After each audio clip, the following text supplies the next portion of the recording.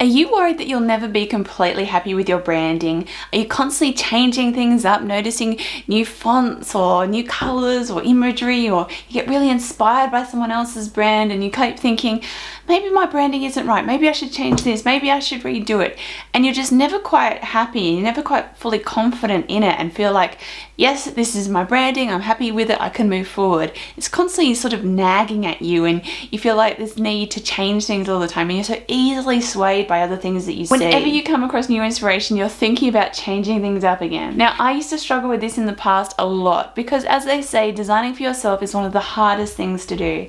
Trying to think how you can make your brand work for yourself and see yourself from that external perspective can be challenging. But after years of struggling with this, I did work out a way to do it, and that's what I'm going to share with you in today's video. What you need to do if you are struggling with the thought that you just cannot get your branding right and you think you're going to constantly be changing things, how you can finally be confident in your branding and stop the constant rebrand cycle.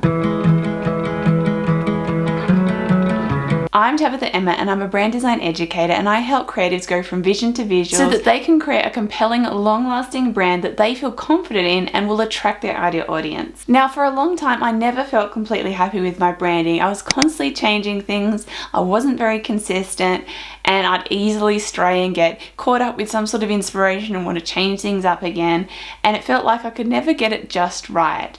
And I'm sure you've had that feeling too, that you just can't quite nail it, that for some reason something about it is a little bit off and you just can't quite get it right, and so you find yourself easily going, oh, maybe I should do this, and actually maybe let's just redesign it all today. And so it can end up taking up a lot of your time, and also because you're not confident in it, you're not really putting your best foot forward. You're not feeling like, yes, I can just show up in my brand, chase those opportunities, go after what I want, because there's always this feeling of, oh, but I feel like my brand's not quite right and I've got to try and get that right before I do all these things. And so it can hold you back. Often designing for yourself can be one of the hardest things because it's hard to see yourself from that external perspective, and also it's hard to get that feedback. When you work with a client designing something for them, you're getting that feedback, bouncing back and forth, discussing how this is going to work. You can see them from that external perspective and, understand and work out what's going to work for them. But trying to do that for yourself takes much more digging and going deep. So if you've been feeling like the only way you're ever going to get a handle on this is to hire it out,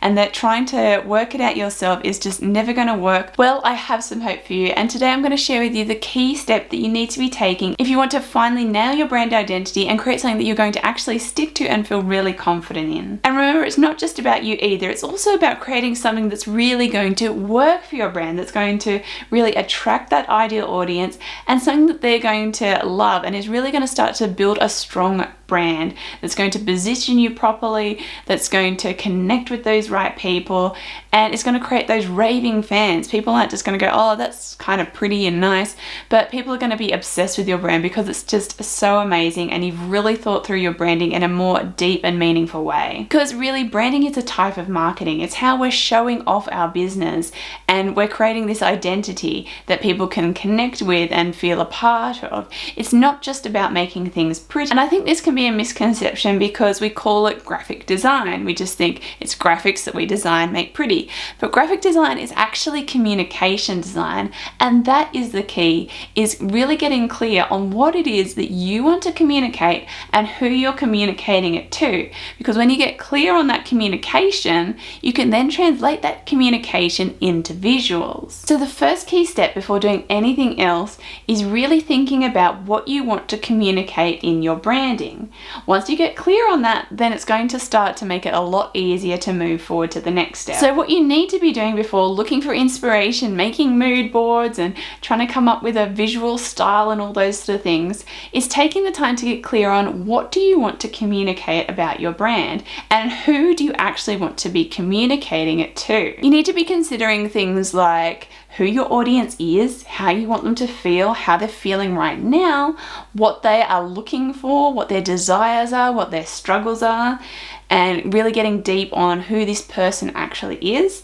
And then with your own business, thinking about what you want to communicate about what it offers, what it's all about, what it stands for, its values, the brand story, the mission behind it, what that business is all about. And also how you're positioning it. So what kind of positioning are you trying to create for that? Because your visuals are going to say so much about the positioning that before anyone reads a word on the page, they're going to get an impression about what this business is. And you want to really communicate that through your visual branding. If you get that communication wrong, then you could be losing people that potentially would have loved your brand, or you could be creating mixed messages where people will read one thing about your business, but the visuals are sort of telling a different story. And so it confuses people and creates a mixed message. Or you could end up attracting the wrong people. So your visuals might start to draw in people that you actually didn't want to attract to your business.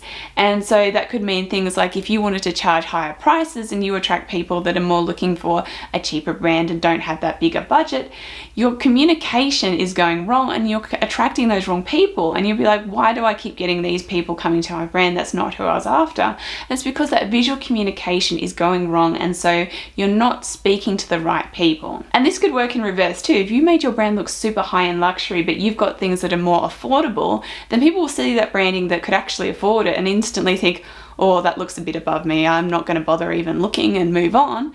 And then you've lost that person because they could have been a potential customer, but you put them off because they've instantly thought, oh no, that's not for me, that's not what I'm after. So it's so important to get it right. Now, of course, there's so much more to this, including how you put yourself into your branding. Also, if there's certain things mentally that are preventing you from creating the brand of your dreams, things like that. There is just so much to think about when it comes to really nailing a brand that you're going to be confident in. So for the next few weeks, we're going to dive into this even more and continue to discuss how you can finally nail that brand style that you really love. Plus, I have a freebie for you, which I think you're going to really enjoy, which is the 5 things you can do today to create a strong brand identity and create raving fans. So if you would like that, make sure you check out the link in the description box below so you can download. So I hope you enjoyed today's video. Keep creating, and I can't wait to share more with you. So I hope you enjoyed today's video, and don't forget that if you'd like to learn more about branding, graphic design, and creativity, then be sure to subscribe to this channel. Keep creating, and I will talk to you soon.